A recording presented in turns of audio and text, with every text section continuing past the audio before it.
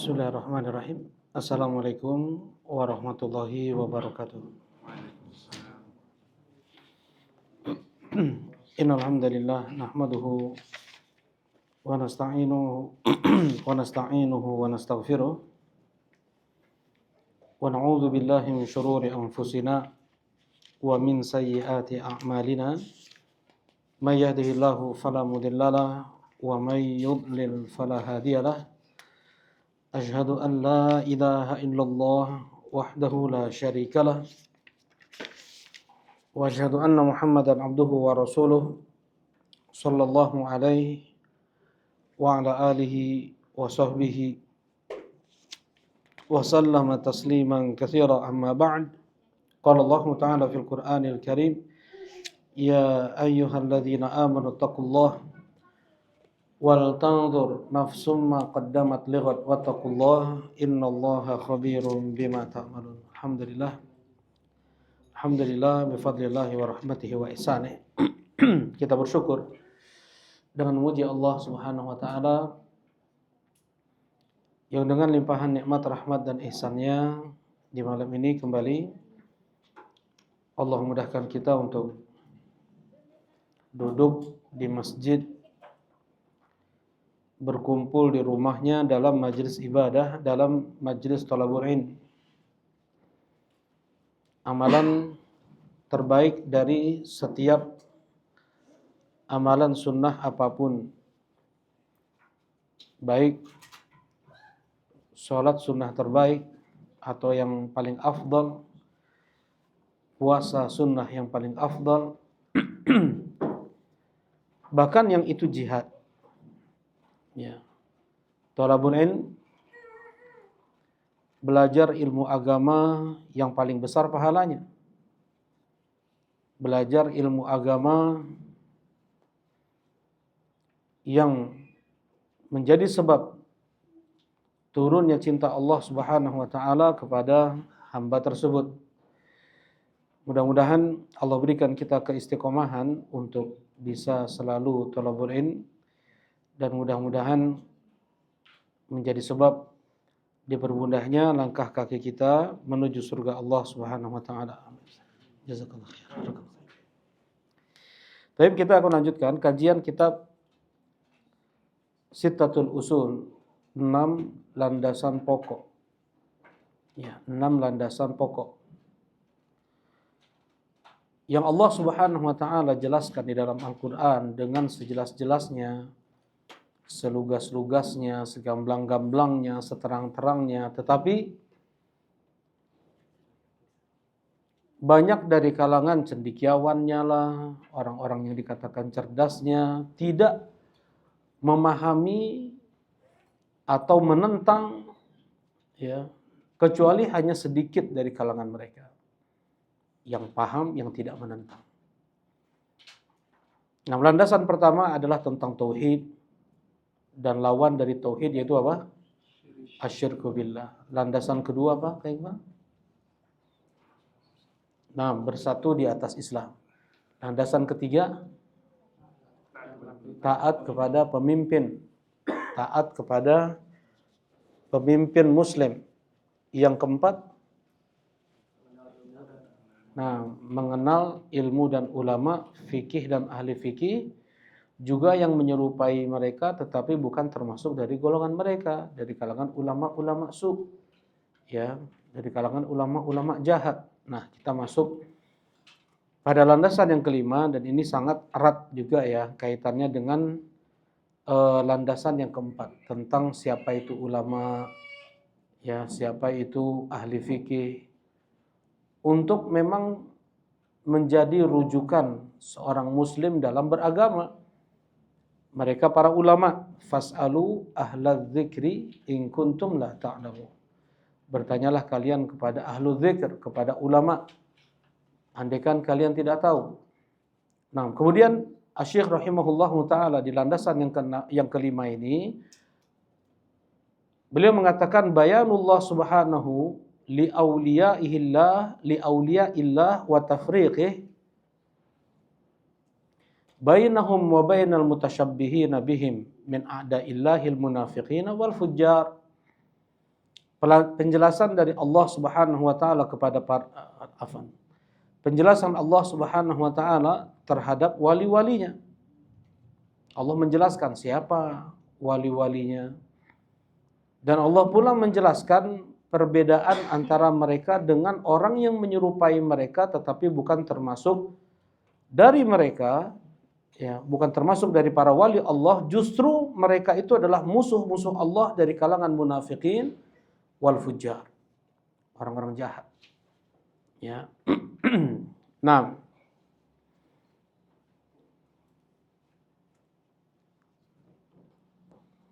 penjelasan tentang para wali Allah. Karena banyak sekarang ini orang tertipu dengan pengertian wali. Ya, dan kebanyakan kaum muslimin mereka tertipu dari sisi ini.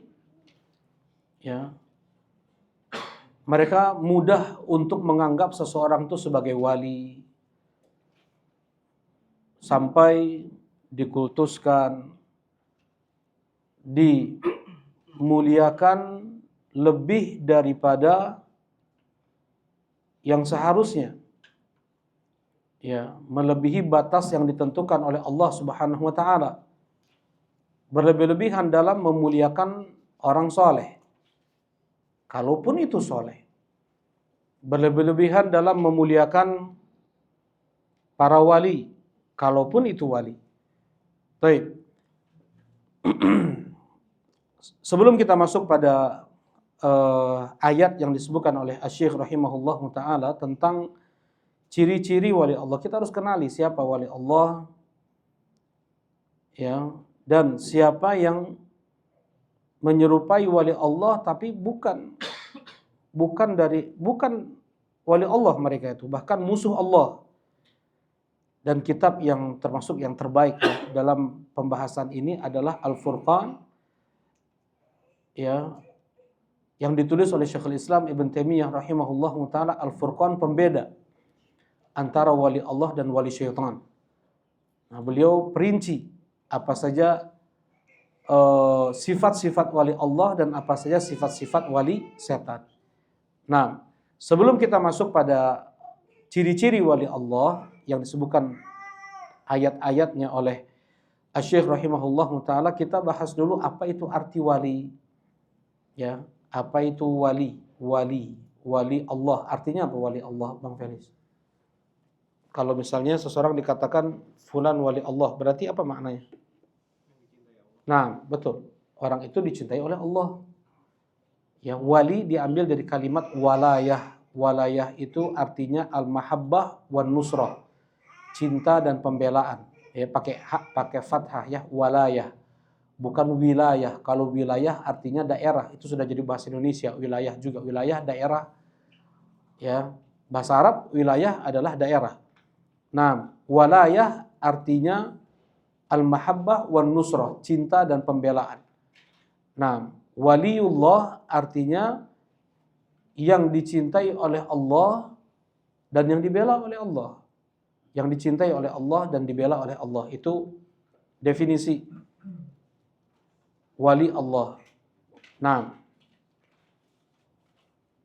kalau kita katakan si fulan adalah wali Allah, berarti sudah pasti orang tersebut dicintai oleh Allah, ya enggak? Sudah pasti orang tersebut dia dibela oleh Allah Subhanahu wa taala. Nah, kalau seandainya kita memastikan seseorang itu adalah dicintai oleh Allah, harus ada dalil. Karena kita berkata tentang Allah ini. Karena kita mengatasnamakan Allah, berarti kita bilang Allah mencintainya, kan gitu ya. Wali Allah berarti kita mengatakan Allah mencintainya. Kita sedang mengatasnamakan Allah. Nah, karena itu tidaklah boleh untuk dikatakan seseorang itu wali Allah kecuali ada dasar ayat Al-Quran atau hadis Nabi Shallallahu Alaihi Wasallam. Nah, contohnya siapa? Contohnya siapa? Ya, Nabi Ibrahim, Masya Allah, itu para nabi dan para rasul udah jelas ya. Nabi Ibrahim Khalilullah. Nah, bahkan tingkat cinta yang paling tinggi yaitu khullah hanya Allah berikan kepada siapa? Nabi Muhammad dan Nabi Ibrahim. Khalilullah itu Nabi Muhammad dan Nabi Ibrahim, itu Khalilullah. Nah, jelas para nabi, para rasul, mereka orang-orang yang dicintai oleh Allah. Siapa lagi? Berdasarkan dalil ayat, mereka para sahabat, ya. Yang 10 al-asyarah al-mubasyaruna bil jannah, mereka yang sudah dipastikan surga oleh Allah. Ya, nggak mungkin ada orang yang masuk surga yang dibenci oleh Allah. Semuanya dicintai oleh Allah Subhanahu wa taala. Nah, dan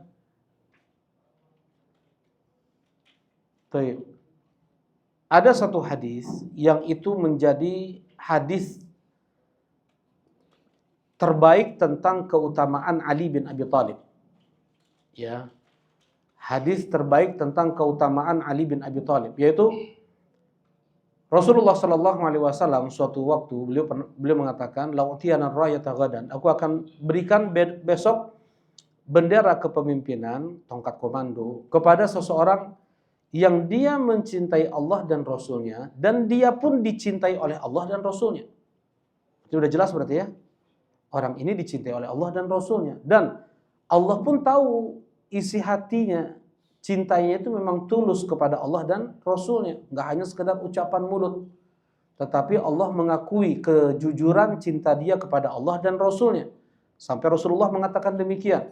Wa ma yantiqu 'anil hawa, dan tidaklah yang diucapkan oleh Nabi Muhammad berdasarkan hawa nafsunya, tetapi wahyu yang diwahyukan. Nah, kemudian Umar bin Khattab sampai berkata, tidak pernah aku menginginkan kepemimpinan kecuali hanya pada saat itu saja. Bukan karena ingin menjadi pemimpinnya, tetapi karena ingin mendapatkan keutamaan dia dicintai oleh Allah dan Rasulnya. Nah, kemudian besok berkumpul, besoknya para sahabat berkumpul. Ya, mereka berharap ada di antara mereka yang dipilih oleh Nabi Shallallahu Alaihi Wasallam. Ternyata Rasulullah berkata, Aina Ali?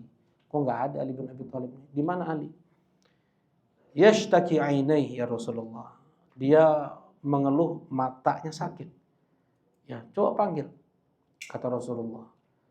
Didatangkan Ali bin Abi Thalib, kemudian langsung diludahi di kedua mata Ali bin Abi Thalib oleh Rasulullah Shallallahu Alaihi Wasallam dan sembuh seketika pada saat itu. Ini diantara apa? Mukjizat Nabi Shallallahu Alaihi Wasallam, air liur Nabi Shallallahu Alaihi Wasallam. Ya,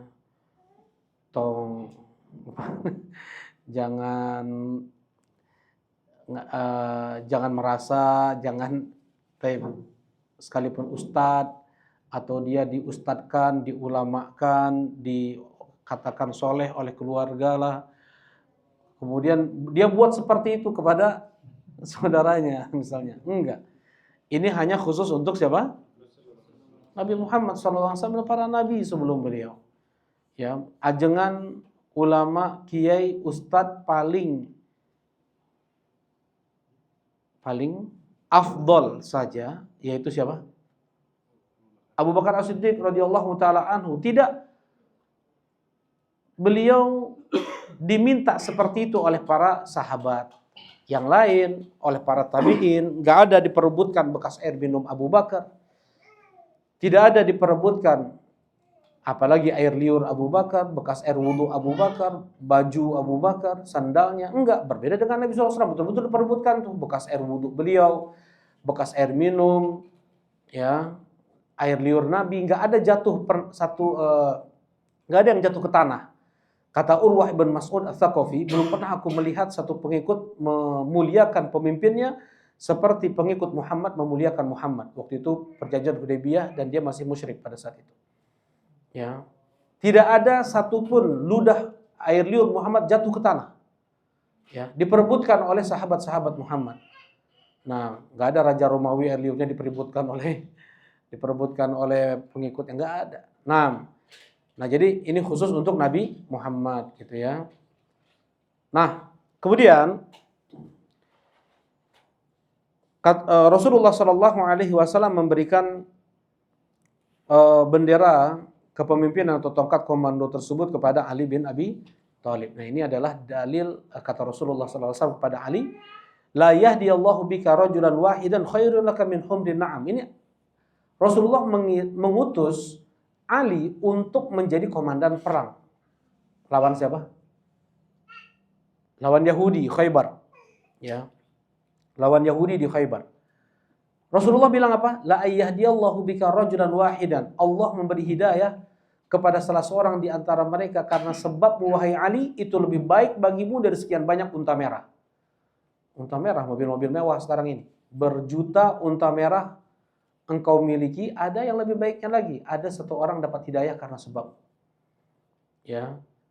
Ini berarti Islam tujuannya bukan untuk perang, tujuannya untuk sampainya hidayah ini kepada orang-orang. Kalau seandainya menerima Islam atau mereka mau bayar pajak, ya, upeti, sebagaimana kalau kaum muslimin pun mereka kalah dari peperangan, mereka harus bayar upeti kepada orang-orang kufar tuh, ya. Dan ketika orang-orang kufar mereka kalah dari dia nggak sanggup melawan kaum muslimin, udah bayar upeti saja.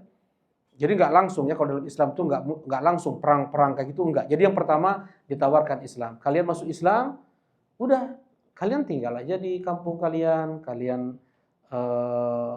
hak kalian sama dengan hak kami, kalian saudara-saudara kami Muslim, bersaudara, ya. Oh enggak, kami enggak mau masuk Islam. Oh udah, kalau enggak mau masuk Islam, kalian bayar upeti, dan itu masih di bawah zakat. Zakat saja 2,5%. Ya, pajak orang kafir itu masih di bawah zakat, sangat murah untuk menunjukkan dia itu di bawah kaum muslimin. Oh enggak mau juga bayar pajak, berarti perang. Ya. Nah, ketika perang, sebelum perang nih, udah perang, besoknya mau perang, ketemu di medan perang, udah kalian masuk Islam aja. Ditawarkan lagi, kalian masuk Islam aja, atau kalian bayar upeti lagi. Enggak mau, enggak mau. Tapi kata Rasulullah, enggak boleh menghancurkan bangunan, mau nebang pohon, membunuh anak-anak, perempuan, orang tua, para rahib, para pendeta, mereka yang beribadah di kuil-kuil mereka, biarkan. Yang enggak keluar dari rumah, jangan dibunuh, biarkan mereka di dalam. Ya, yang diperangi hanya muqatilun, hanya mereka yang membawa senjata. Kalau perempuan yang membawa senjata, mereka dibunuh. Kalau anak-anak membawa senjata, mereka dibunuh. Ya, hanya muqatilun saja, mereka yang dalam rumah, dalam gereja, enggak disentil aja enggak boleh dalam Islam. Ya. Nah, kemudian ketika di tengah peperangan ada yang masuk Islam. Di tengah peperangan nih ada yang masuk Islam, langsung dilindungi, dibawa ke camp. Langsung diajarkan Al-Qur'an, diajarkan tauhid. Ya, seperti itu perang dalam Islam. Enggak seperti yang kita dengar bagaimana kaum muslimin itu haus darah ya, sebentar-sebentar pedang, perang. Tidak demikian. Contohnya Indonesia, Malaysia, Thailand, Filipina, ya, semua itu negeri-negeri kaum muslimin sebelumnya, ya, Thailand juga, Filipina, masuk Islam nggak ada dengan peperangan. Nah, kita kembali. Nah, ini adalah dalil terbaik tentang keutamaan Ali bin Abi Thalib, menunjukkan bahwasanya Allah benar-benar mencintai beliau. Ya, sudah jelas berarti Ali bin Abi Thalib adalah wali Allah. Dan Rasulullah pun pernah bilang kepada Ali bin Abi Thalib, "Ya Ali, la yuhibbuka illa mu'minun wa la yubghiduka illa munafiq." Wahai Ali, tidaklah yang mencintaimu kecuali dia itu mukmin, dan tidaklah yang membencimu kecuali dia itu munafik. Ya. Rasulullah bilang juga kepada orang-orang Ansar, "La yuhibbukum illa mu'minun wa la yubghidukum illa munafiq." Tidaklah yang mencintai kalian wahai Ansar kecuali dia itu mukmin, dan tidaklah yang membenci kalian wahai Ansar kecuali dia itu munafik. Nah, ini diantara dalil jelas bahwasanya Ali bin Abi Thalib adalah wali dari wali-wali Allah karena turun cinta Allah kepada beliau. Ya. Nah, Untuk sahabat-sahabat yang lain yang tidak ada dalil jelas penghuni surga, dicintai oleh Allah, diridhoi oleh Allah, jelas ini ya. Untuk penamaan nih, nama-nama kita mengatakan seluruh sahabat di surga dan mereka adalah manusia terbaik setelah para nabi dan para rasul. Jelas ini kan? Ini memang seperti ini akidah Ahlussunnah wal Jamaah. Ya. Tetapi untuk perorangan mereka yang tidak disebutkan nama-nama mereka sebagai ahlul jannah, seperti al-asyarah basyaruna bil jannah, seperti Thabit ibn Qais. Siapa Thabit ibn Qais? Thabit ibn Qais Jubir. Nabi SAW, khotib Rasulullah SAW. Jubir, juru bicara Nabi SAW. Nah, beliau ini ketika turun ayat di surat Al-Hujurat, ya ayyuhalladzina amanu la tarfa'u aswatakum fawqa sawtin nabi wa la tajharu lahu bil qawli kajahri ba'dikum li ba'din an tahbatu a'malukum antum la tash'urun. Wahai orang beriman, jangan kalian angkat suara kalian di atas suara Nabi. Gugur, putus amalan kalian enggak sadar. Ya. Kata Thabit ibn Qais, ya namanya juga juru bicara, ya enggak? Harus lantang, harus jelas. Nggak datang ke masjid udah 3 hari. Ditanya kepada Sa'ad ibn Ubadah, wahai Sa'ad, Thabit bin Qais gak kelihatan di masjid udah 3 hari nih. Kan dia tetanggamu. Iya ya Rasulullah. Aku nggak tahu juga dia sakit, nanti aku lihat. Ya. Kemudian ternyata pas datang ke rumahnya Thabit ibn Qais nangis. 3 hari udah nangis. Ya. Kenapa wahai Thabit? Turun kepada Nabi ayat ini di surat Al-Hujurat. Wa ana arfa'ukum li Rasulillah sallallahu alaihi wasallam sautan, dan aku orang yang paling keras mengangkat suara di hadapan Nabi sallallahu alaihi wasallam daripada kalian semua. Suruh kalian aku paling keras ya. Kata Thabit bin Qais. Wa ana min ahli nar, aku jelas penghuni neraka sekarang ini dengan ayat tersebut. Ya, seperti itu mereka para sahabat bukan ini masih fulan ya. Ini masih fulan ya ayat Al-Qur'an, enggak. Mereka tujukan kepada diri mereka sendiri ayat-ayat Al-Quran itu. Nah, coba aku sampaikan kepada Nabi SAW. Ya, Sa'ad bin Ubadah pun nggak bilang, enggak, bukan engkau maksudnya, kan nggak seperti itu juga. Ya, kemudian disampaikan kepada Nabi SAW, kata Rasulullah SAW, la huwa min ahlil jannah. Tidak, salah yang dia prasangkakan. Justru dia itu penghuni surga. Kata Rasulullah SAW. Nah, dengan ini jelas bahwanya Thabit ibn Qais termasuk dari ahlul jannah. Kemudian Khadijah, ya, beliau adalah ahlul jannah, sudah dipersiapkan istana di surga oleh Allah Subhanahu Wa Taala. Aisyah, istri Nabi SAW di dunia dan di akhirat. Ya, kemudian siapa lagi penghuni surga? Al Hasan dan Husain. Kemudian Fatimah, Hasan dan Husain pemimpin pemuda ahlul jannah. Fatimah pemimpin pemudi ahlul jannah. Kemudian siapa lagi? Bilal ibn Rabah, terdengar suara terompah beliau di jannah. Kemudian siapa lagi? Mereka yang ikut perang Badar nih. Berjumlah 313 atau sekian belas orang. Kata Allah, if'alu ma syi'tum qad ghafartu lakum. Perbuat semua kalian, aku sudah ampuni dosa kalian. Ada yang melakukan dosa besar, 1 orang. Ada yang melakukan dosa besar, bahkan mungkin dikatakan seperti pengkhianatan kepada Nabi SAW. Ya, yaitu apa? Siapa namanya? Dari Ashabu Badar. Siapa? 300 sekian belas. Namanya Hatib ibn Abi Balta'ah. Hatib ibn Abi Balta'ah. Ya, ketika datang kabar suku yang di bawah naungan Nabi SAW diserang oleh Quraisy. Berarti apa? Perang. Udah kita perang. Mau menaklukkan Mekah, Fathu Mekah. Ya, kita mau serang Mekah tiba-tiba. Ya. Hatib ibn Abi Balta'ah ngirim surat ke orang-orang Mekah agar kalian bersiap-siap. Rasulullah dengan bala tentaranya akan menyerang kalian. Ya. Kemudian Rasulullah diberi wahyu bahwasanya Hatib menulis surat, disimpan, dititipkan kepada seorang wanita. Perjalanan ke Mekah. Kata Rasulullah kepada Ali dan Zubair, kalau nggak salah Ali dan Zubair ya, kejar rombongan tersebut, ya, ada di wanita itu surat dari Hatib. Kemudian dikejar, dapat di tengah jalan, kata Ali bin Abi Thalib, keluarkan surat Hatib. Nggak ada. Kata wanita ini, nggak ada. Surat apa? Kata wanita. Keluarkan suratnya. Nggak ada, silakan periksa, kata wanita ini. Keluarkan suratnya, kalau nggak kutelanjangi kau. Kata Ali bin Abi Thalib. Nggak ada cerita. Betul-betul kutelanjangi kau. Kata Ali bin Abi Thalib. Karena melihat keseriusan Ali bin Abi Thalib, memang betul-betul mau ditelanjangi itu perempuan itu. Nggak mungkin bohong. Wahyu Nabi SAW.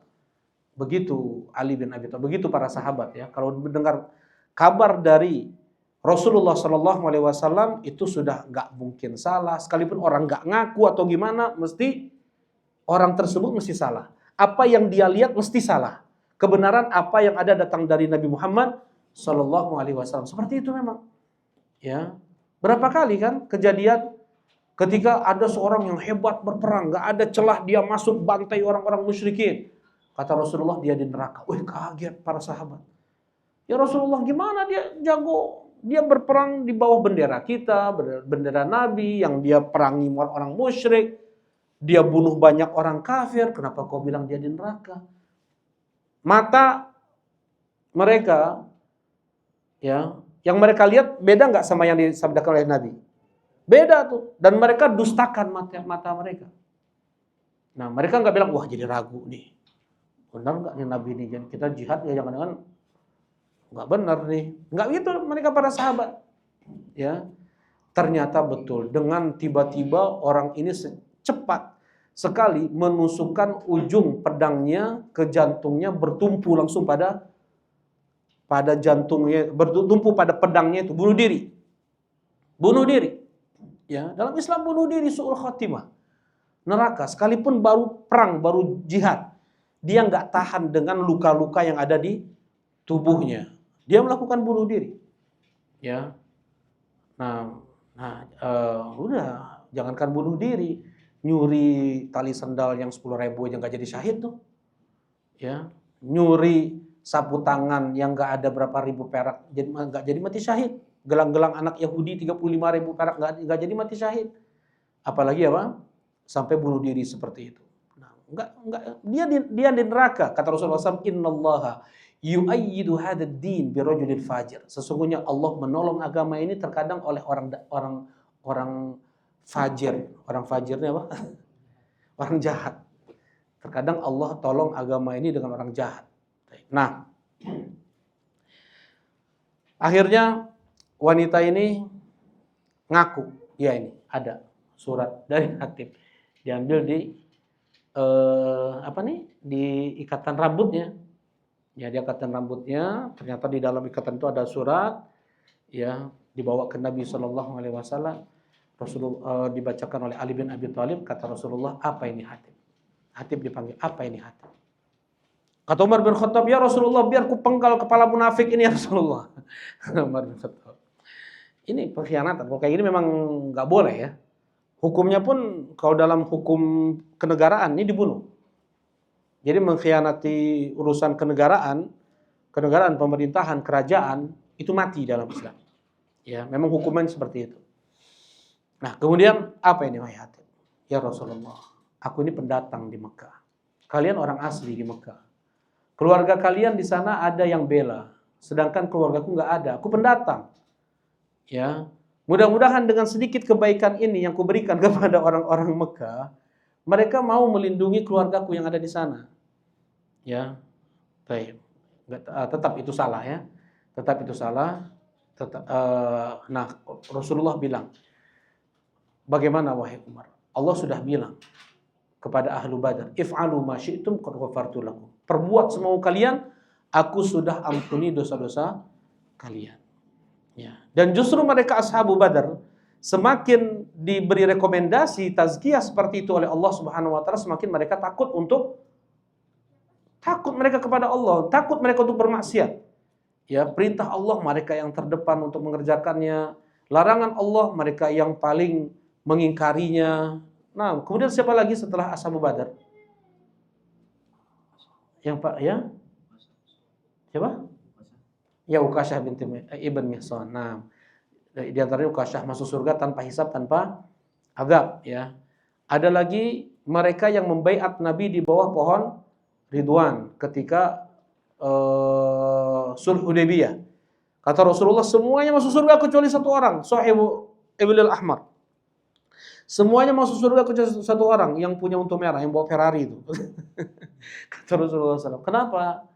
Orang munafik aja di zaman Nabi SAW mau mereka ikut umroh bersama Nabi yang belum jelas selamat atau enggak selamatnya. Mau mereka ikut jihad bersama Nabi ke Tabuk melawan Romawi yang belum jelas mereka selamatnya juga. Tuh orang munafik di zaman Nabi itu. Ya, salat mereka salat, zakat mereka zakat. La yaqumuna illa wa hum kusala, tidak mereka salat kecuali malas. Wala yunfiquna illa wa hum karihun, tidak mereka sedekah zakat kecuali terpaksa. Wala yadhkurunallaha illa qalila, tidak mereka zikir kecuali sedikit. Ada orang zikir, enggak ada orang enggak zikir. Ya, sifat orang munafik Allah sebutkan di surat Al-Bara'ah. Ya, di surat At-Taubah. Nah, 1400 kan dengar Utsman bin Affan dibunuh. Dengar Utsman bin Affan dibunuh. Udah kita baiat Nabi untuk mati nih. 1400 enggak bawa perlengkapan perang, Rasulullah cuma bawa baju ihram sama pedang untuk di jalan aja. Jadi bukan baju perang, bukan perlengkapan perang yang Rasulullah bawa dengan para sahabat. Kita baiat Nabi untuk mati. Ya, baiat Nabi untuk mati. Enggak ada semuanya membaiat Nabi kecuali hanya satu orang. Udah dibujuk-bujuk oleh sahabat lain, ayo kita baiat Nabi. Enggak, aku enggak mau. Dia sembunyi di bawah perut untanya. Dalam riwayatnya kayak gitu ya, dia sembunyi. Nah, kata Rasulullah, semuanya masuk surga kecuali satu orang itu. Nah, ini ashab mereka yang membaiat Nabi. Seperti Allah Subhanahu wa taala turunkan ayatnya, laqad radhiyallahu 'anil mu'minin idh yubayyi'unaka tahta syajarah. Allah sudah ridho kepada kaum mukminin yang membaiatmu di bawah pohon. Ya, baik. Nah, jadi ada di sana orang-orang yang sudah dipastikan surga oleh Allah dan mereka adalah para wali Allah Subhanahu wa taala. Ya. Nah, untuk kita mengucapkan fulan wali Allah dengan tidak ada sumber dari ayat Al-Qur'an atau hadis Nabi, berarti sudah berbicara tentang Allah tanpa ilmu. Ya. Sudah berbicara tentang Allah tanpa ilmu. Nah, fulan wali Allah ada berapa? Ada 6, ada 7 lah, ada sekian belas lah. Si fulan sudah dipastikan wali Allah, berarti dia sudah berkata tentang Allah tanpa ilmu. Ya, hati-hati. Ini dosa yang lebih besar daripada syirik. Kenapa? Karena ketika seseorang dia mengucapkan si fulan wali Allah, enggak ada dasar ayat Al-Qur'an atau hadis Nabi, orang-orang yang terpedaya, orang-orang yang tertipu, mereka mudah apalagi di Indonesia nih ya. Jangankan pakai nama wali Allah, pakai nama Sunda Empire dulu. Banyak pengikutnya ya enggak? Ya pakai nama apalagi? Ada pengikutnya, bukan apalagi pakai nama wali Allah. Sangat mudah untuk banyak pengikutnya. Kemudian ngambil-ngambil berkah lah ke wali tersebut. Kadang lu gelo nih. Orang gila dijadikan wali, disembah-sembahnya. Beribadah orang-orang kepada orang tersebut. Karena sebab ulah dia menyebutkan si fulan itu adalah wali Allah Subhanahu wa taala. Nah, sekarang boleh nggak kita mengatakan Allah wali saya? Dibalik nih sekarang nih. Si fulan wali Allah. Sekarang kita balik. Allah wali kita. Nabi Muhammad wali kita. Boleh enggak? Boleh enggak Bu Rafiq? Bilangnya kayak gitu. Dibalik.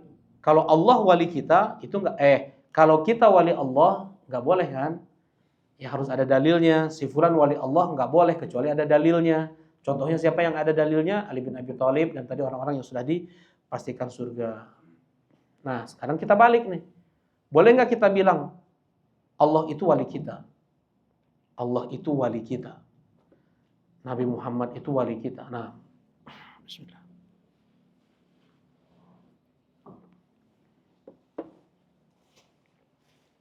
Lupa ya, Bu Rofi ya. Udah berkurang soalnya. Sudah berkurang intennya. Baik, betul. Lupa. Nah, silakan, mungkin ada yang lain. Rifki, silakan. Boleh. Boleh ya? Kenapa? Gimana boleh? Coba jelasin. Berarti kan kita menjadikan Allah dan Nabi Muhammad SAW sebagai kita bela, kita cintai. Nah, Masya Allah. Jazakallah khair. Hukumnya boleh. Memang perintah Allah. Qul di surat Al-A'raf. Qul inna waliyallah. Katakanlah sesungguhnya waliku adalah Allah. Rasulullah SAW mengatakan, ala inna al-abi laisu bi awliyai, inna waliyallah wa salihal mu'minin. Sesungguhnya keluarga ayahku, dia bukan waliku. Coba, nasab Rasulullah, keluarga ayah, Abu Lahabnya lah, dari Bani Hashim yang kafirnya. Bukan waliku mereka itu. Ya, bukan waliku. Sekalipun Rasulullah mencintai Abu Talib, Rasulullah tidak berwala kepada Abu Talib. Wala itu cinta setia. Bukan hanya sekedar cinta, bukan. Bukan hanya sekedar cinta. Cinta dengan pembelaan mati-matian. Membela. Abu Talib salah, kafir ya kafir. Ya. Walaupun Rasulullah mencintai Abu Talib. Ketika Ali bin Abi Talib memberitahukan kepada Nabi kematian ayahnya, ya Rasulullah, inna ammaka dhal qad mat. Berani gak bilang kayak gitu? Ya Rasulullah, pamanmu yang sesat itu udah mati. Maksudnya bapaknya sendiri. Ya Rasulullah, ini hadisnya seperti itu riwayatnya. Ya Rasulullah, inna ammaka dhal qad mat. Ya Rasulullah, bapakmu yang sesat itu udah mati. Kata Rasulullah, idza fawari, kuburkan. Ya baik-baik, kuburkan aja. Nah, jadi inna waliyallah salihal mu'minin. Sesungguhnya waliku adalah Allah dan orang-orang soleh dari kalangan kaum mukminin, itu kata Nabi Muhammad SAW. Jadi wajib hukumnya, bukan sunnah. Kalau belum bisa, maka kita masih bergelimang dalam dosa besar. Ingat, sedetik-detik hidup kita, kalau kita tidak menjadikan loyalitas, cinta setia kita berikan kepada Allah Subhanahu wa taala, maka kita masih bergelimang dalam dosa besar. Allah yang harus paling kita cintai lebih daripada siapapun, Nabi Muhammad sekalipun. Ya. Demikian pula kita mencintai Nabi Muhammad SAW dari segenap makhluk yang ada, sekalipun ibu kita yang melahirkan kita, ayah kita, anak istri kita, bahkan nyawa kita sendiri. Nah, kita menjadikan Allah sebagai wali kita, menjadikan Nabi Muhammad sebagai wali kita, dan kita pun wajib hukumnya menjadikan kaum mukminin sebagai wali kita. Allah Subhanahu wa taala berfirman, wal mu'minuna wal mu'minatu ba'duhum awliya'u ba'din. Sesungguhnya sesama mukmin, wal mu'minuna wal mu'minat, sesama mukmin dan mukminat, sesama mereka itu wali satu dari yang lain. Wali satu dari yang lain. Mereka itu harus mencintai satu sama yang lain. Kata Rasulullah sallallahu alaihi wasallam, "Matsalul mu'minin fi tawaddihim wa tarahumihim wa ta'atufihim kamatsalil jasad. Idza ishtaka minhu udwun tada'a lahu sa'irul jasad bisahari wal humma." Kata Rasulullah SAW, permisalan seorang mukmin dengan mukmin yang lainnya dalam mereka berkasih sayang, dalam mereka saling mencintai, dalam mereka saling memberikan perhatian seperti satu tubuh. Andaikan ada satu anggota tubuh sakit, maka terasa sakit tersebut ke sekujur tubuh yang lain, begadang sampai demam. Nah, ya sering dicontohkan ya, bagaimana kalau kelingking kaki sakit, ada bisul. Kan mulut nggak bilang, rasain lo kelingking sakit. Enggak, mata nangis kadang. Berlinang, kecepet lah. Nggak semua bisul, kecepet meja. Aduh, kadang berlinang tuh air. Mulut ikut-ikutan bersuara. Ya, kaki yang lain semua ayo kita bawa ke dokter. Ya, kemudian mulut bilang, dok ini kaki saya sakit. Jadi sekujur tubuh merasakan sakit kelingking ini. Ya, nah seperti itulah seorang mukmin dengan mukmin yang lainnya. Wali satu sama lain. Harus mencintai satu dengan yang lainnya. Ya, kata Rasulullah SAW, kata Rasulullah SAW, la yu'minu ahadukum hatta yuhibba li akhihi ma yuhibbu li nafsihi. belum beriman salah seorang di antara kalian. Kalau seperti itu terjemahannya secara tekstualnya ya. Tapi maknanya adalah tidak sempurna iman kalian. Berarti kalau nggak sempurna berarti apa? Lemah, tipis, ya masih lemah. Ya kalau Syekh Muhammad bin Shalih Al-Utsaimin rahimahullahu taala beliau mengatakan masih dia bergelimang dalam dosa besar. Kalau dia belum bisa mencintai atau menginginkan kebaikan kepada saudaranya, apa yang itu dia inginkan untuk diri sendiri, dan dia tidak menginginkan terjadi sesuatu kepada saudaranya sebagaimana itu tidak dia inginkan pada dirinya sendiri. Ya, dia ingin saudaranya baik urusan dunia dan akhiratnya sebagaimana itu dia inginkan untuk dirinya sendiri. Dia tidak inginkan terjadi sesuatu pada agamanya, pada dunianya sebagaimana itu tidak dia inginkan untuk dirinya sendiri. Kalau sudah sampai tingkatan demikian, maka sempurnalah imannya. Kalau belum, hancur lebur imannya itu. Bukan artinya hilang, enggak. Tapi sangat tipis imannya. Nah, jelas insyaallah. Ya, jadi hukumnya apa? Boleh nggak kita mengatakan Allah adalah wali kita, Nabi Muhammad adalah wali kita, kaum mukminin adalah wali kita? Hukumnya apa? Wajib. Bukan hanya sunnah, hukumnya apa? Wajib. Baik. Nah, ini untuk pengertian wali ya. Ini untuk pengertian wali, yaitu cinta dan pembelaan. Nah, wali Allah ada ciri-cirinya. Wali setan pun ada ciri-cirinya. Baik. Wali Allah Subhanahu wa taala enggak disebutkan ciri-cirinya itu dengan pakaian tertentu, harus dari garis keturunan tertentu, harus dari pertama enggak ada pakaian tertentu. Enggak ada garis nasab tertentu. Ya, enggak ada ciri-ciri fisik seperti itu. Nah, contohnya, nah ada juga kan ya yang dari keluarga Nabi SAW yang itu bukan wali Allah, malah dia adalah wali setan. Siapa itu? Abu Lahab ya. Kalau Abu Jahal itu dari Bani Makhzum. Kalau Nabi Muhammad itu dari Bani Hashim. Tetap Quraisy juga. Bani Makhzum ini Quraisy juga. Tapi Bani Makhzum ini saingan Bani Hashim. Ya, ingin menyaingi dalam kebaikan yang ngasih makan orang haji, jemaah haji, yang ngasih kain untuk Ka'bah. Ini saling bersaing nih antara Bani Makhzum dengan Bani Hashim. Bani Hashim lebih unggul. Nah, Abu Jahal sendiri pun dia bilang, kalau seandainya kita akui Muhammad sebagai nabi, semuanya Bani Hashim semuanya. Nggak ada kita dapat bagian sedikit pun. Nggak ada yang ngaku nabi juga Bani Makhzum ini.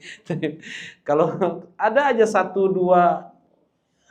keutamaan, bolehlah kita bagi keutamaan dengan Bani Hashim ini enggak. Jadi Abu Jahal itu sudah meyakini kenabian Nabi Muhammad sallallahu alaihi wasallam. Tapi ingkar. Baik, insyaallah kita lanjutkan pada Isya. Alhamdulillah sallallahu alaihi wasallam. Assalamualaikum warahmatullahi wabarakatuh. Alhamdulillah wassalatu wassalamu ala Rasulillah. Amma ba'd. Nah, kita melanjutkan kajian kitab Sittatul Usul, 6 landasan pokok di dalam Islam. Yang ini menunjukkan maha rajanya Allah Subhanahu wa taala dan maha mengalahkannya Allah. Bagaimana Allah tunjukkan tanda-tanda kebesarannya, bahwasanya hidayah itu di tangannya. Tidak mesti mereka yang cerdas paham. Mereka yang dikatakan cendekiawan ngerti. Ya, bahkan sekalipun di dalam rumah kenabian, maksudnya keluarga Nabi sekalipun, istri Nabi Nuh, istri Nabi Lut, anak Nabi Nuh, yang setiap hari bertemu dengan Nabi. Nabi Nuh 950 tahun menasihati anak dan istrinya. Hidayah di tangan Allah. Hidayah di tangan Allah. Bukan karena pintar pasti dia dapat hidayah. Bukan karena dia cerdas pasti dia paham, dia ngerti apa kata Allah Subhanahu wa taala, ya. Nah, demikian pula nggak mesti kalau seandainya dia keluarga Nabi pun paham, ya, atau pasti dapat hidayah, nggak juga. Baik, ini menunjukkan maharajanya Allah Subhanahu wa taala. Barakallahu fikum. Baik. Kita lanjutkan, ya.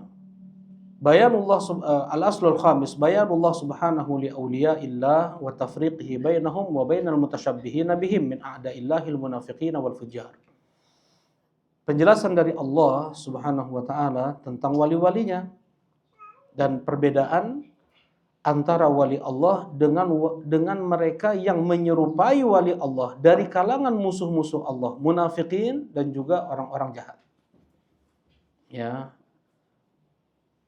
Wa yakfi fi hadha ayatun min surati Ali Imran wa hiya qawluhu, dan cukup untuk menunjukkan siapa wali Allah itu di surat Ali Imran ayat 31. Ini pentingnya untuk kita hafal semua. Kalau bisa kita hafal semuanya. Surat Ali Imran ayat 31. Enggak panjang. 1, 2, 3, 4, 5, 6, 7, 8. 8 kosakata cuman. Ya, cuman 8 kosakata, bukan 8 baris. 8 kosakata.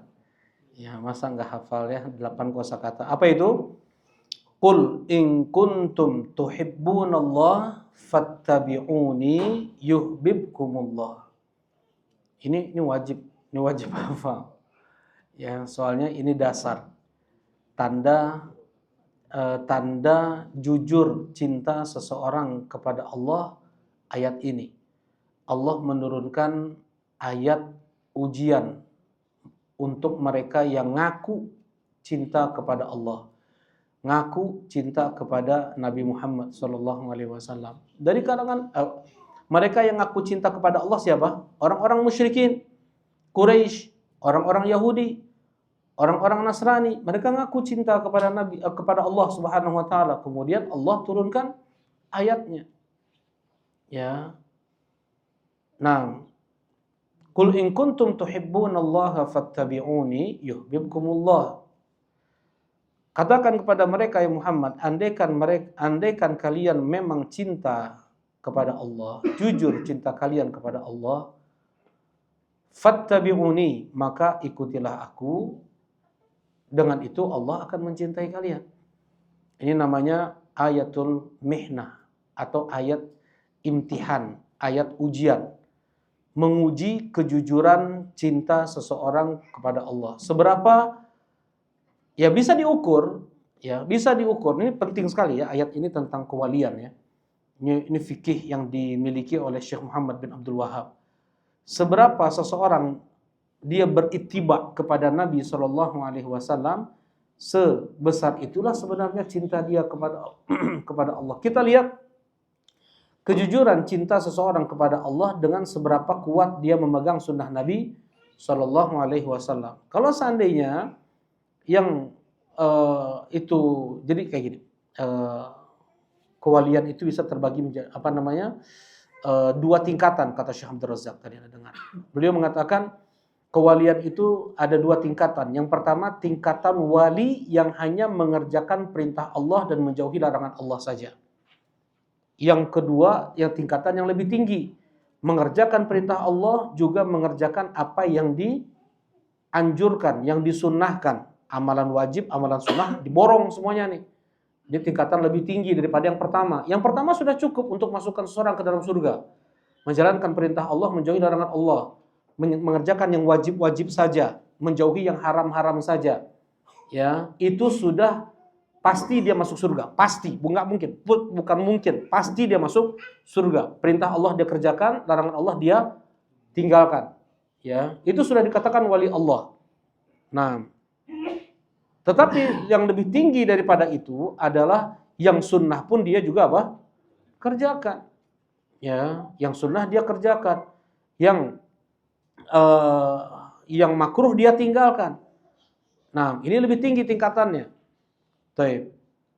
Nah, ketika seseorang dia jujur cintanya kepada Allah, maka apa yang datang dari Nabi Shallallahu Alaihi Wasallam, perintah-perintahnya dikerjakan, apa yang dilarang dia tinggalkan. Ya, bahkan bisa lebih daripada itu, apa yang disunnahkan, dianjurkan pun diborong semuanya. Ya, mana ayatnya atau mana hadisnya? Hadis qudsi. Allah Subhanahu wa taala berfirman, "Man adali waliyan faqad adzantuhu bil harb." Siapa yang memusuhi wali-waliku, aku telah kumandangkan perang dengannya. Ya.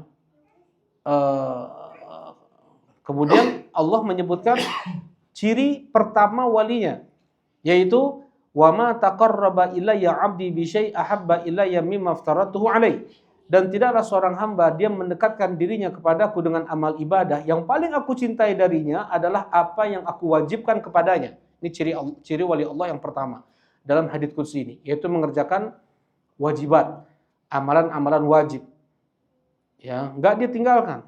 Nah, kalau seandainya ada yang ngaku wali Allah tapi dia enggak sholat, atau sholatnya belang betong, atau sholatnya enggak berjamaah, ya, itu bukan, jangan ngaku, kata Syekh Sulaiman Ruhaili, jangan seseorang ngaku wali Allah kalau sholat sendirian di rumah.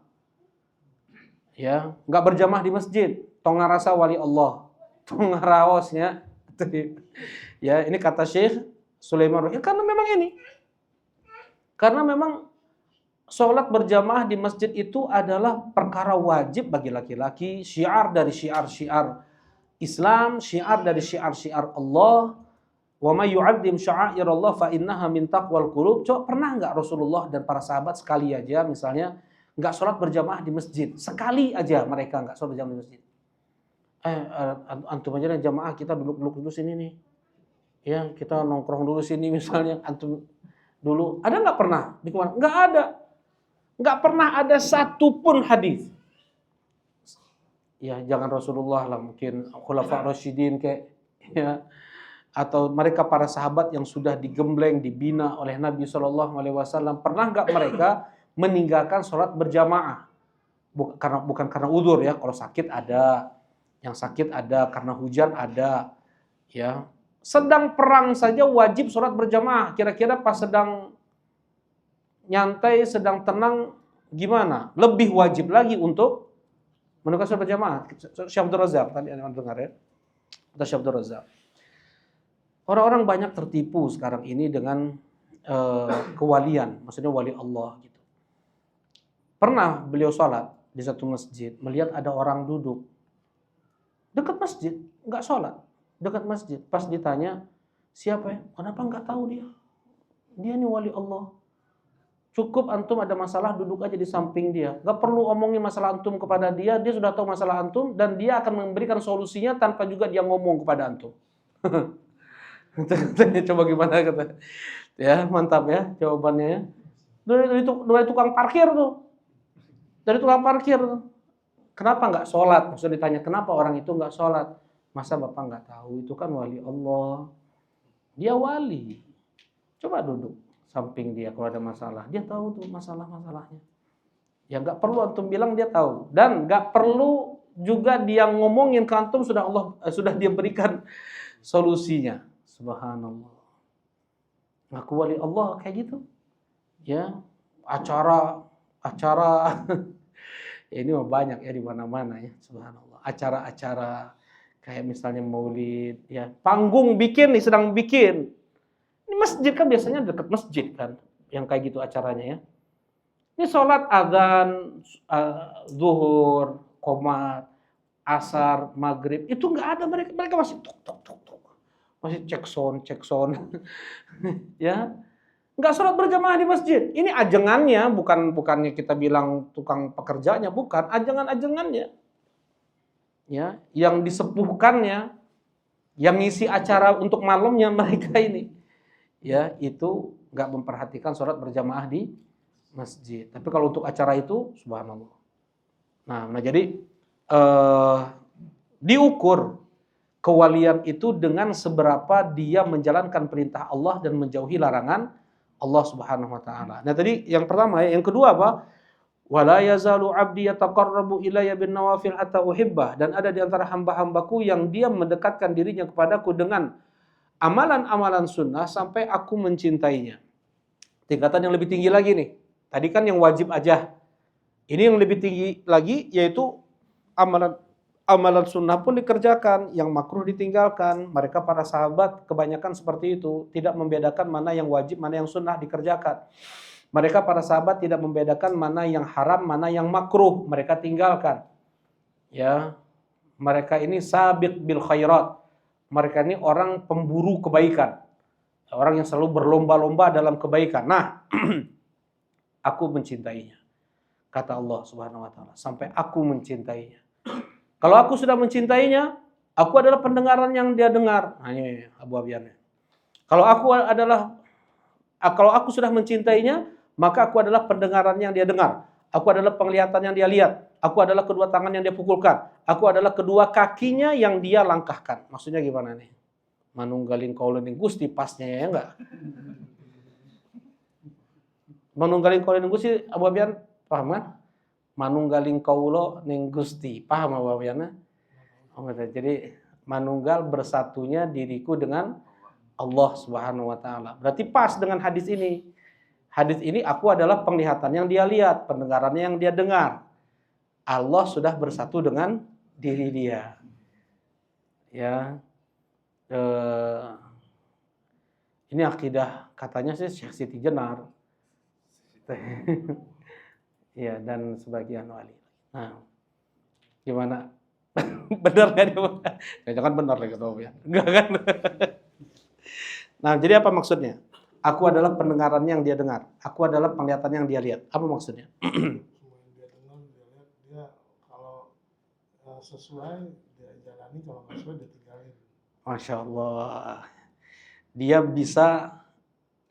Nah, maksudnya benar nih. Coba diperjelas lagi sama kayak gua. Allah menjaga penglihatannya, menjaga Baik. Allah Subhanahu wa taala berikan apa? Taufik, ya. Allah berikan taufik pada penglihatan, pendengarannya. Dia dipersulit oleh Allah untuk mendengar yang jelek. Dipersulit oleh Allah untuk melihat yang jelek. Dipersulit oleh Allah untuk melakukan dengan kedua tangannya yang haram. Ya, melangkahkan kedua kakinya ke tempat-tempat haram. Allah permudah dia untuk melihat yang baik-baik, mendengar yang baik-baik. Ini alam semesta ini Allah yang ngatur nih. Bisa seseorang dia udah berniat maksiat bisa tertahan, Allah yang ngatur. Kalau memang seorang itu adalah wali Allah, Allah akan jadikan semua itu untuk menahan dia ini tidak bermaksiat. Bisa, apapun itu, hanya sekadar debu satu pun, jadi dia keperempuanan menurutnya. Keperempuanan atau mungkin apalah. Dia mau ngomong kotor, keselak lah atau apa, nggak jadi, bisa jadi. Allah persulit dia untuk mengucapkan yang haram, ya, melihat yang haram, mendengar yang haram, melakukan dengan kedua tangannya yang haram. Ya, Allah permudah dia untuk melakukan yang baik-baik. Nah, itu tanda wali Allah. Ya, tanda wali Allah. Nah, dengan itu mereka para ulama mengatakan, kita sekarang ukur seberapa sih kita ini kewalian kita di sisi Allah itu ukur ya. Kewalian kita di sisi Allah. Maksudnya seberapa Allah cinta kepada kita. Dengan seberapa kita dipermudah oleh Allah untuk melihat, mendengar, mengucapkan yang baik, ya, melakukan yang baik, melangkahkan ke tempat-tempat baik.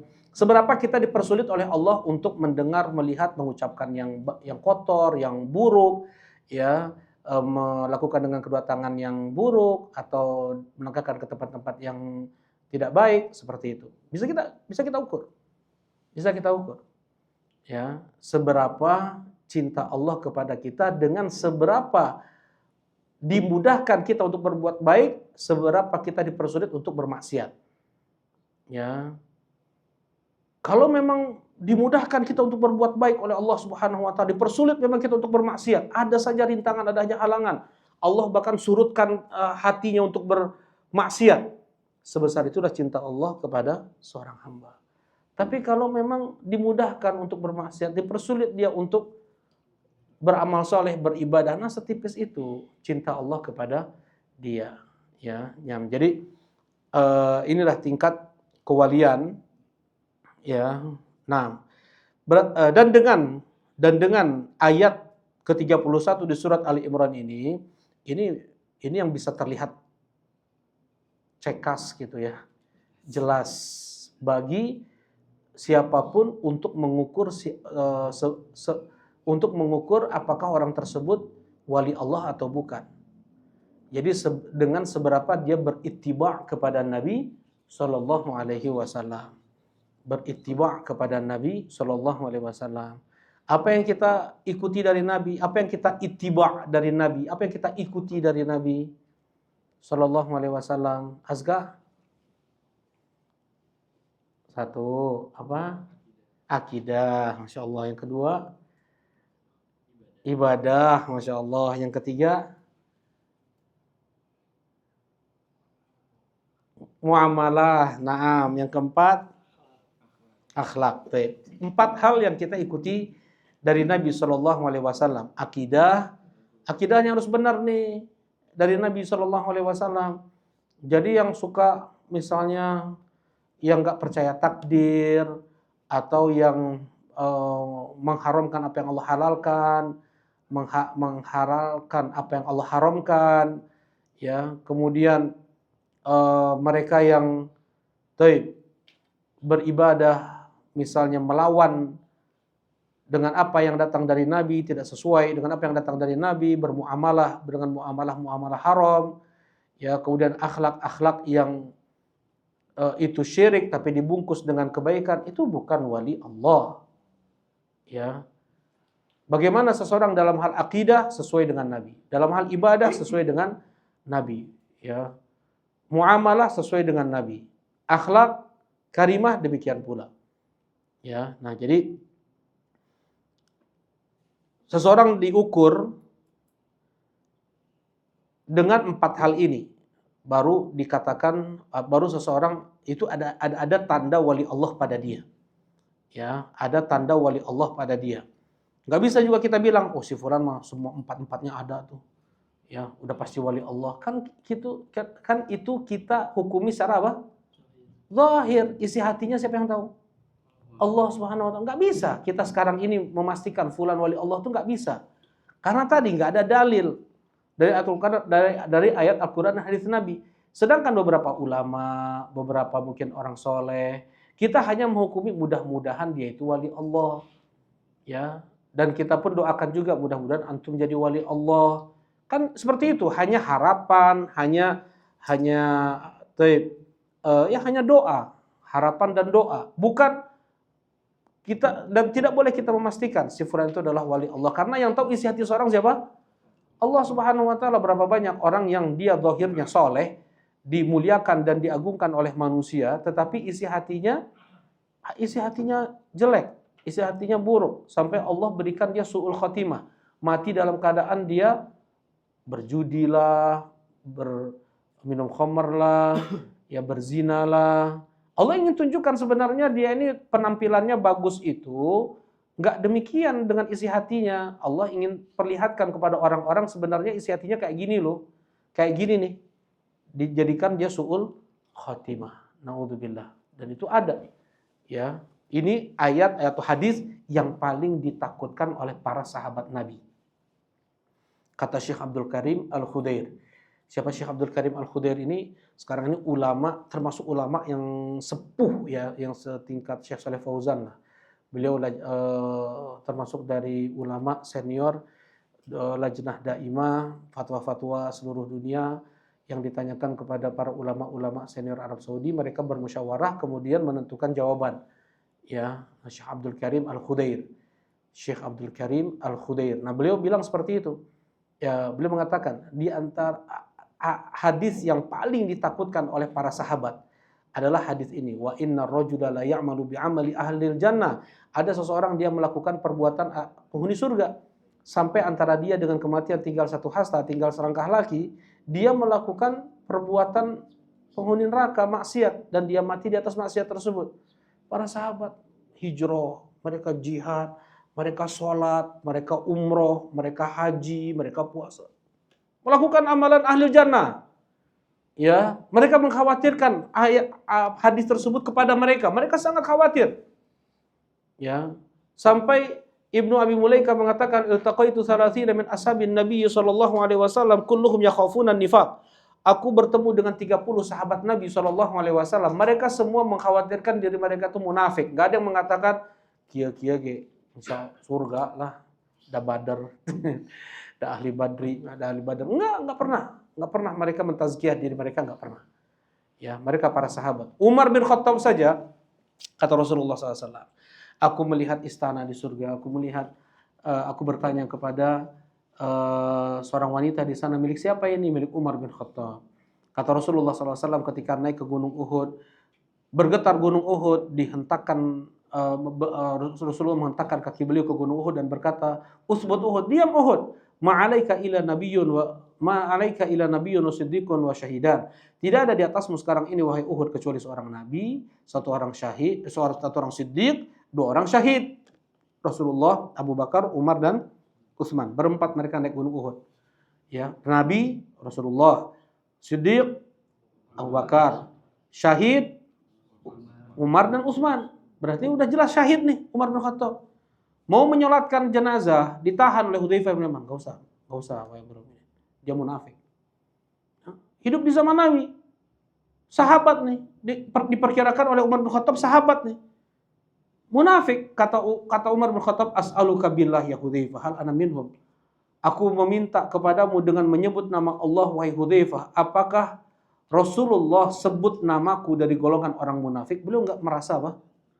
Beliau enggak merasa aman dari kemunafikan.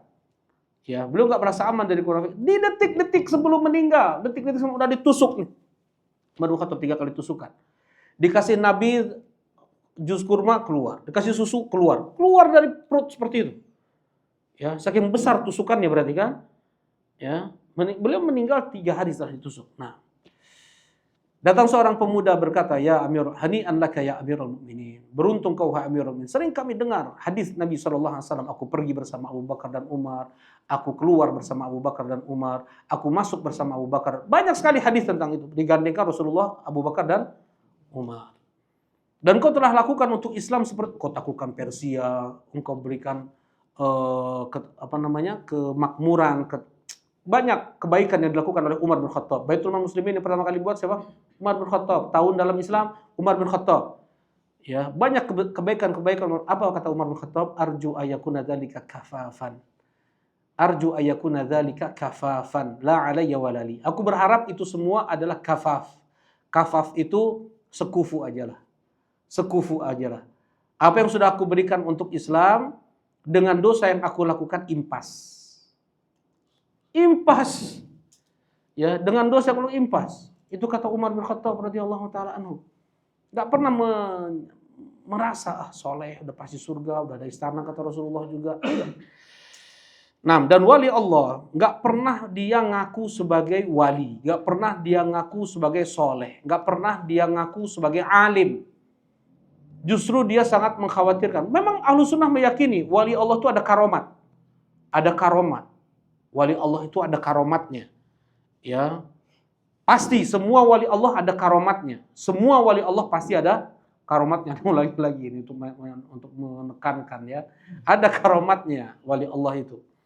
Dan karomat pada para tabi'in lebih banyak dari kalangan para sahabat. Sa'id bin Jubair, nanti PR ya. Baca biografi Sa'id bin Jubair. Sa'id bin Jubair, bagaimana banyak sekali karomat beliau. Ini Ahlussunnah wal Jamaah. Tetapi mereka, ya ini akidah Ahlussunnah wal Jamaah, bahwasanya para wali mereka meyakini para wali Allah itu ada karomatnya. Ya. Ada karomatnya. Seperti misalnya contohnya siapa? Usaid ibn Hudzair. Ada nama sahabat namanya Usaid ibn Hudzair. Membaca surat Al-Kahfi tiba-tiba turun awan bercahaya turun. Ya, baca surah Al-Kahfi turun seperti itu. Ya, kemudian ketika bermusyawarah di masjid bersama Nabi SAW pulang larut malam. Dulu mah nggak ada lampu jalan ya. Jadi mereka pas waktu itu pun bulan sedang gelap-gelapnya. Nah, tiba-tiba muncul kayak bola bersinar seperti itu untuk menerangi jalan mereka pulang nih. Gimana? Nggak ada senter, nggak ada jalan. berdua nih. Nah, bertiga, kemudian ketika di persimpangan yang 2 orang ke kanan, 1 orang ke kiri, bola tersebut pecah 2. Ini di Sahih Muslim. Di Sahih Muslim hadisnya. Dipastikan kesahihannya. Ya, nah, karomah dan tidak pernah, dan justru mereka itu semakin takut, nggak pernah mereka mengumbar karomahnya. Ini sifat wali Allah tuh mereka tidak pernah mengumbar apa? Karomahnya. Tadi ana bilang setiap wali Allah itu ada karomahnya ya tadi ya. Apa sih emangnya karomah terbaik? Puncak karomah. Alif nggak bisa jawab. Gimana Alif? Hah? Masya Allah, makanya anak tahu Arif bisa jawab. Nah, ghayatul karomah gimana? Ghayatul karomah apa?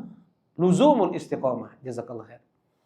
Ya, ghayatul karomah luzum al istiqomah. Puncak dari karomah wali adalah dia memegang keistiqomahan di atas tauhid. Kalau yang udah jelas bawa jamaah ke kuburan ya, itu sudah jelas wali setan itu. Ya. Maksudnya ke kuburan tujuannya enggak astagfirullahaladzim, enggak mesti harus nyembah kuburan ya. Kan biasa ziarah kubur, ke Baki, biasa kan ya Ustaz juga bawa ke Baki ya kalau ke Madinah kan. Enggak, maksud Anda yang berbis-bis ini yang suruh minta-minta ke kuburan, yang suruh minta-minta ke kuburan, ya doa, istighosah, ke kuburan-kuburan para wali, orang-orang soleh, biasanya kayak gitu. Nah, mereka ini wali setan nih. Ya, kalau untuk hanya sekedar ziarah kubur, tadzakurul maut, kata Rasulullah SAW, kuntu nahaitukum an ziyaratul kubur fazuruha fa innaha tudzakirukumul akhirah. Dulu aku pernah melarang kalian untuk ziarah kubur, sekarang ziarahilah karena itu mengingatkan kalian pada kematian. Ya, kemudian yang nyuruh kuburan itu dibuat nisan, dibuat marmer indah, itu wali setan juga tuh. Kenapa? Karena Rasulullah SAW melarang untuk membangun apapun di atas kuburan. La tabnu 'alal kubur. Ya, la tabnu 'alal wala tajussu. Jangan kalian buat ukiran-ukiran, tulisan-tulisan ya di atas kuburan. Nah, kemudian yang namanya wali Allah, dia sami'na wa ta'na, apa yang dikatakan oleh Nabi Sallallahu Alaihi Wasallam, sekalipun harus taat kepada pemimpin yang dia itu seorang budak nih, budak. Orang budak boleh nggak? Kan hati aja mungkin orang nggak mau dia taat kepada budak, ya nggak? Ya nggak mau dia taat. Yang asalnya budak diperjualbelikan, malah sekarang dia mengkudeta kerajaan, dia menjadi pemimpin. Kata Rasulullah wajib untuk mendengar dan patuh. Oh, ada sebagian orang nggak bisa kita harus memberontak kepada pemimpin tersebut. Dia budak, langsung dihasut, pakai nama apa? Jihad. Pakai nama jihad, beramar ma'ruf wa nahyi anil munkar. Karena budak tentunya zalim. Pasti zalim nih. Ya enggak? Gimana enggak zalim? Dia sudah menzalimi majikannya. Dan budak ketika lari dari tuannya, enggak naik salat dari kepalanya kecuali hanya 1 jengkal. Enggak diterima oleh Allah, enggak naik kepada Allah Subhanahu wa taala. Ya. Budak enggak boleh menjadi pemimpin. Nah, kemudian dia menjadi pemimpin. Ada orang yang berontak atas nama jihad, atas nama amar ma'ruf wa nahyi anil munkar. Ini semua nih wali setan ini. Ya, yang ngajak-ngajak jihad untuk menggulingkan pemerintah. Ya, berarti kenapa dia dikatakan wali setan? Karena dia menyelisihi apa yang diperintahkan oleh Rasulullah SAW untuk mendengar dan patuh kepada pemimpin yang budak itu. Ya, nah ini disebutkan perkara-perkara zahir akidah yang enggak boleh seorang muslim enggak boleh 2 orang muslim berselisih dalam permasalahan tauhid, dalam permasalahan akidah. Yang ada penampilan ustadz pakai peci, baju koko, sarung, Anda lihat sendiri, tapi pas potong ayamnya enggak lihat ya. Ini cuma duyut ya, maksudnya sebelum bikin rumah mewah nih, sebelum dia bikin rumah besar, itu ngumpul, ngapain ngumpul-ngumpul di tanah kosong kayak gitu. Ya, tanah kosong, makan-makan. Cuman kalau di tempat lain memang potong ke ayam dia. Potong ayam, kemudian darahnya ditebar, pas besoknya ke sana lagi dibikin bangunan. Berarti ada bikin acara dulu sebelum bikin ritual apa dulu. Allah enggak lihat pas mencit yang meureun. Tapi di tempat lain pasti ada apa? Ada motong ayamnya, darahnya ditebar ke tanah yang mau dibangun tersebut, minta perlindungan kepada jin yang ada di daerah tersebut, tong ngaganggu ya keur antum cenah. Nah ini terkadang dia pakai peci, bukan bentuknya kayak dukun, enggak, pakai peci, pakai sarung ya. Nah ini wali syaitan. Baik. Qul in kuntum tuhibbunallaha fattabi'uni yuhibbukumullah. Katakanlah wahai Muhammad, andaikan kalian nanti kalau di landasan yang keenam baru akan asalnya mau Anda jelaskan sekarang, cuman landasan keenam lebih tepat permasalahan sunnah dan bid'ah ya. Permasalahan sunnah dan bid'ah. Di sini pun Syekh ada sebagian ulama menjelaskannya di sini. Permasalahan sunnah dan bid'ah. Jadi ketika seseorang itu melakukan berbagai macam bentuk kebid'ahan, ya maka itu sudah menjelaskan dirinya bukan wali Allah Subhanahu wa taala. Baik. Nah, wa ayatu suratil Maidah wa hiya qauluhu, dan juga aku sampaikan surat Al-Maidah kata Syekh rahimahullahu taala ya, surat Al-Maidah ayat 54. Sampai kalau ada di sebagian slogan-slogan ya, orang itu mengatakan generasi 554. Apa itu generasi 554? Surat Al-Maidah ayat 54. Nah, ini nih surat ini. Dan ini memang sifat wali Allah ini, ciri-ciri wali Allah. Ya ayyuhalladzina amanu may yartadda minkum an dini fasawfa yatillahu biqaumin yuhibbuhum wa yuhibbuna. Adillatin 'alal mu'minin, a'izzatin 'alal kafirin, yujahiduna fi sabilillah wa la yakhafuna lawmata la'im. Ya, sifat wali Allah. Yang pertama, terjemahannya ya. Ya ayyuhalladzina amanu, wahai orang yang beriman, siapa yang murtad dari kalian? Siapa yang murtad dari kalian? Ya, siapa yang murtad di kalangan kalian dari agamanya, maka Allah akan gantikan kalian dengan suatu kaum. Ya, Allah akan gantikan kalian dengan suatu kaum.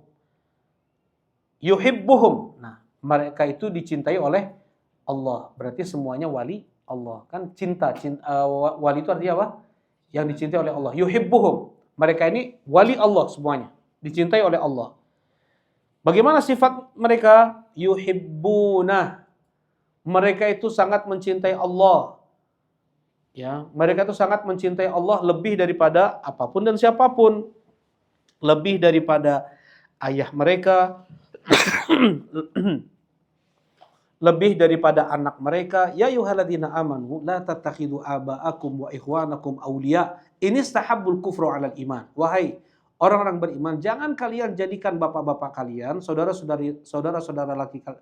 saudara-saudara laki-laki kalian pemimpin, wali, ya, yang kalian berloyalitas kepada mereka. Andaikan mereka ada kecenderungan pada kekufuran daripada keimanan.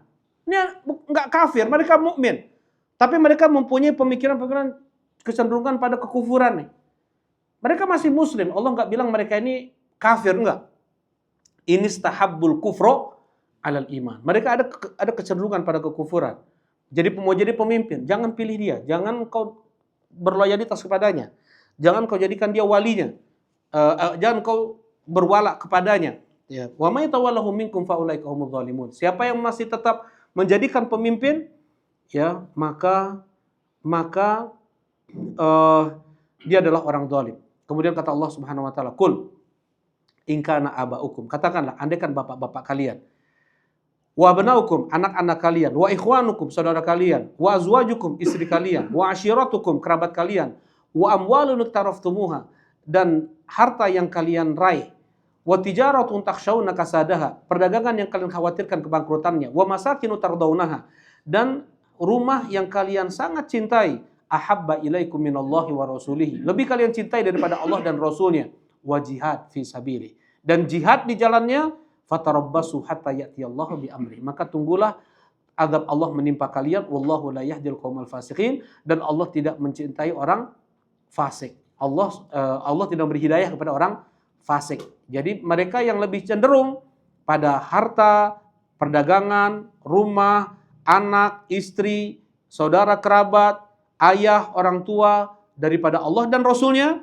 ya kalah sholat daripada tokonya, kalah sholat daripada pendidikannya, ya lebih dia dahulukan rapat, lebih didahulukan pendidikan, lebih didahulukan dagang kerja daripada hayya 'alas shalah, fatarabbasu hatta ya'tiyallahu bi amri. Ya beda ya kalau memang pertaruhannya adalah nyawa nih. Misalnya dokter sedang bedah azan. Makanya sholat heula atunya. Enggak seperti itu. Islam pun enggak memang nyuruh dokter ini harus meninggalkan pasiennya, enggak, tetap kerjakan karena di antara maqasidus syariah, tujuan adanya syariat ini adalah menjaga nyawa manusia. Tuh. Enggak demikian dengan rapat. Kan bisa ditunda rapat, bisa ditunda belajar pendidikan, bisa toko ditutup dulu, pekerjaan off dulu semuanya. Kan bisa.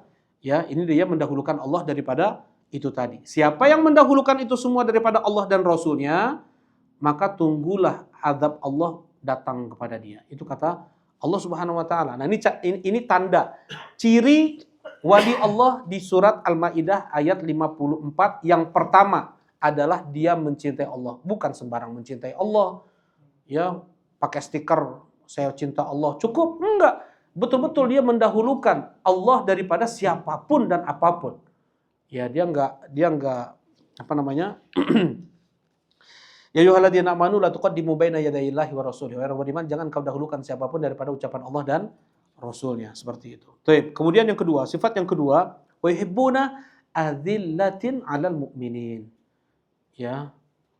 Dia berlemah lembut kepada kaum mukminin. Ya. Tenggang rasa.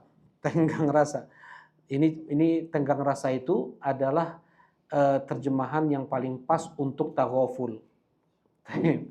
Taghaful. Jadi mudah untuk memaafkan kesalahan saudaranya, nggak pernah dihitung, nggak pernah diingat, ya dia coba untuk melupakan kesalahan saudaranya, itu taghaful, ya. Dan ini akhlak mulia itu 9/10-nya ada pada taghaful. Kata Imam Ahmad 10/10-nya, 100%.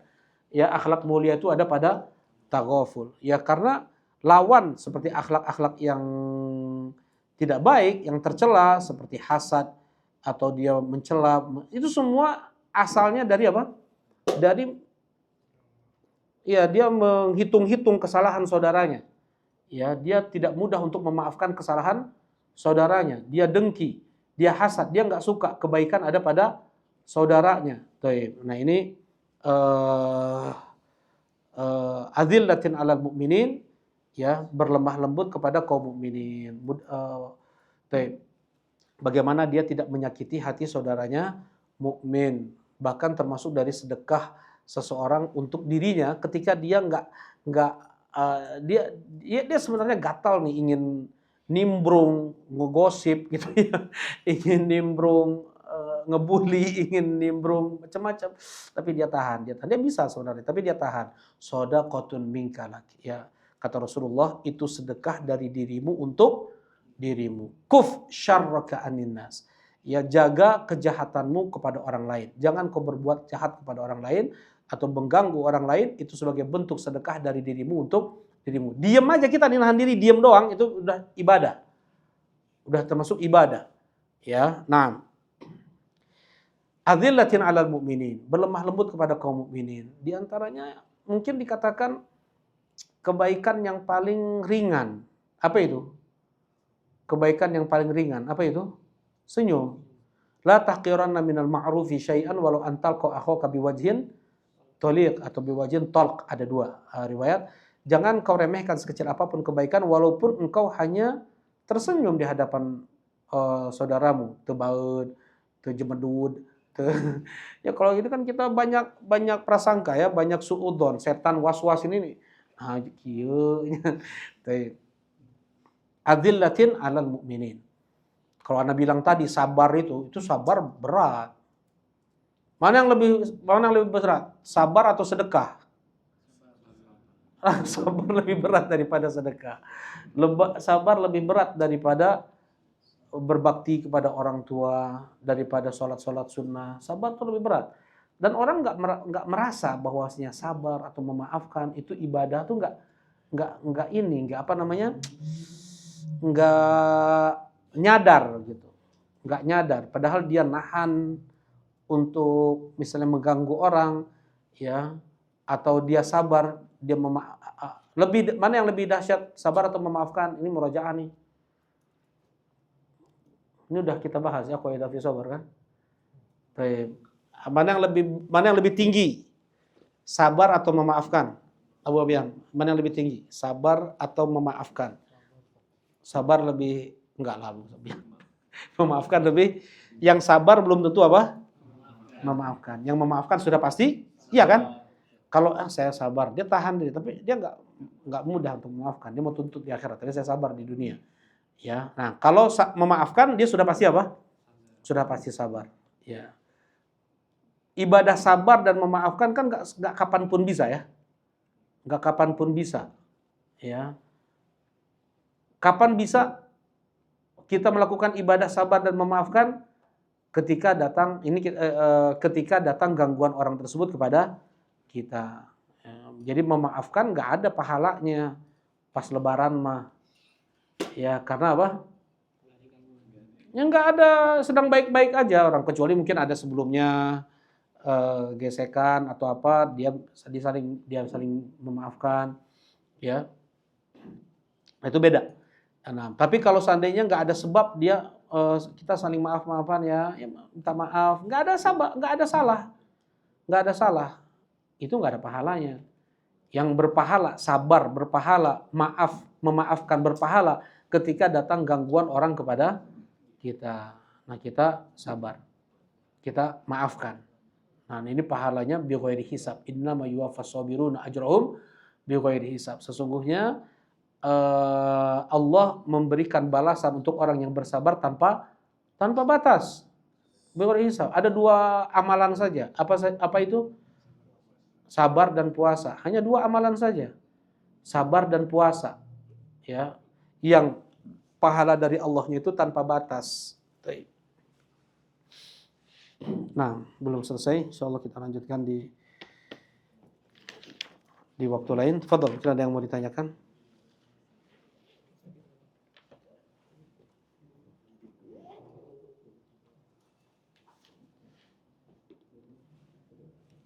Ada yang mau ditanyakan? Silakan. Ya. Nah. Assalamualaikum.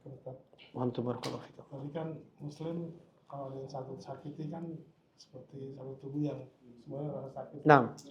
Kemarin kan pemimpin Hizbullah baru aja meninggal. Pemimpin Hizbullah. Israel ya. Iya. Palestina tuh setahu anak sedih, nangis semua. Karena Hizbullah merangin Israel di Palestina. Tapi Suriah tuh senang karena Hizbullah ngebunuhin Ahlussunnah di Suriah. Kan Suriah itu kalau nggak salah, kalau anda lihat di beberapa influencernya atau Instagramnya itu, orang-orang sampai ngebagi manisan di kota Idlib. Nah, sikap kita ikutin mana, Ustaz? Palestina atau Suriah? Enggak. Baik. Apa namanya? Hizbullah ini kita pula yang ditanyanya enggak. Enggak ada pengaruhnya jawabannya segitu. Baik. Yang jelas kita bersuudzon kepada orang Syiah. Ya, suudzon kita kepada orang-orang Syiah. Dan dia ini luar biasa kalau ucapan-ucapannya ya, mau makian-makiannya kepada sahabat Nabi, makian-makiannya, celaan, takfir, mengkafirkan sahabat. Dan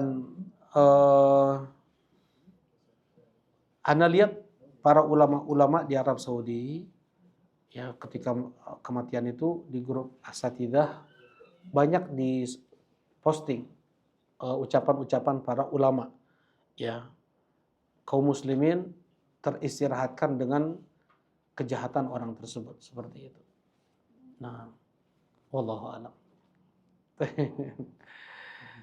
Mustarih wa mustarahun lah.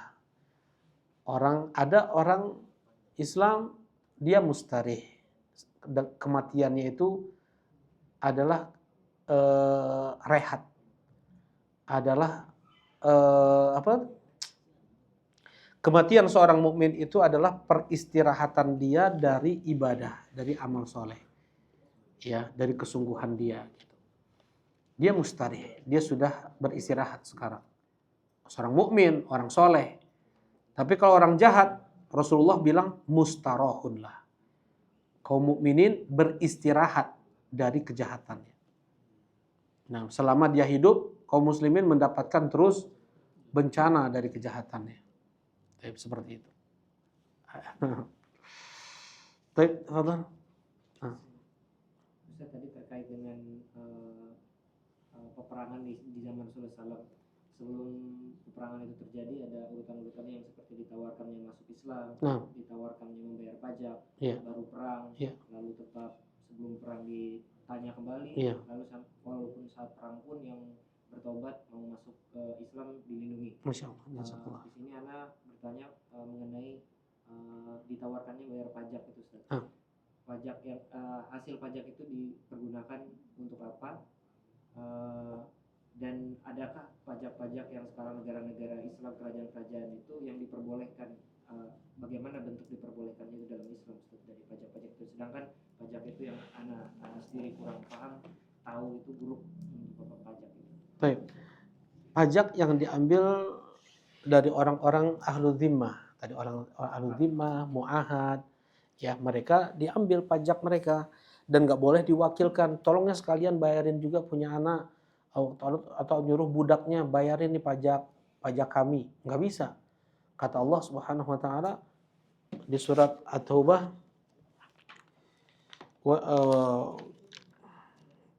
mana surat At-Taubah? Qatilul ladzina la yu'minuna billahi wal yawmil akhir wa la yuharrimuna ma harramallahu wa rasuluhu wa la yadinuna dinal haqqi minal ladzina utul kitaba hatta yu'tul jizyata ayyadin wa hum saghirun. Ya, perangi mereka, kalau enggak ambil pajak dari mereka, ya, dan mereka harus memberikan pajak tersebut dengan tangan mereka, kata Allah. Dalam keadaan mereka terhina. Jadi nggak boleh diwakilkan, bayar upeti, bayar pajak itu. Ya, dari orang kafir. Diperuntukkan untuk apa? Ini kembali kemaslahatan kepada pemimpin yang menentukan mana yang lebih maslahat. Apakah untuk fasilitas kaum muslimin, untuk macam-macam, ya, untuk